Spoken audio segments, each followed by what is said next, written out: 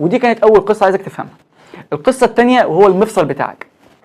المفاصل دي عباره عن عظمتين، بمرور الوقت والاحتكاك بينهم العظم ده هيتاكل وهيعمل تشوه، هتلاقي ايدك مثلا بقت عامله كده وما بتتحركش، بقت عامله كده وما بتتحركش، حلو كده. فبالتالي ربنا سبحانه وتعالى مغطي اطراف العظام دي بغضاريف عشان تقلل الاحتكاك او تقلل ان العظم يتاكل، بس برضو بمرور الوقت الغضاريف نفسها هتتاكل، صح كده؟ فبالتالي ربنا عمل حاجه تانية عشان الغضاريف نفسها ما تتاكلش، وهي سائل عامل زي بالظبط زي الشحم. الشحم موجود في المفصل عشان يشحم، يسهل حركه الغضاريف فوق بعضها، لان لو غضاريف لوحدها ما عملناش حاجه، توصل ان الغضاريف تتاكل الاول وبعد كده تدخل على العظام تبدا تتاكل، ده لو غضاريف بس. ولكن وجود السائل ده في النص بيحمي ان الغضاريف نفسها ما تتاكلش. طيب السائل ده ممكن يهرب، ممكن يعدي من بين المفصل، عشان نضمن انه يفضل موجود فربنا خلق حواليه غشاء. الغشاء ده وظيفته انه يعمل ايه؟ انه يكون السائل جديد، السائل القديم خلاص خرجناه وهنكون سائل جديد.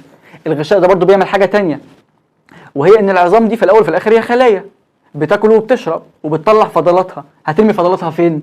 ترميها في المفصل.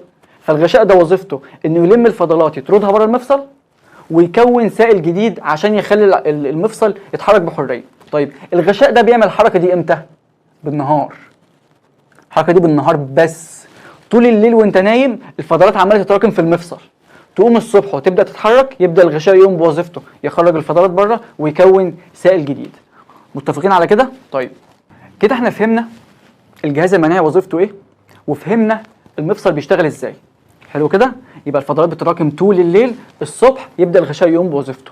وعشان الغشاء ده نحميه فربنا سبحانه وتعالى خلق فوقه برضه غلاف تاني، كفر يحمي المفصل كله، زي بالظبط البطاريه بتاع الموبايل. طب البطاريه بتاع الموبايل بتحميها ازاي؟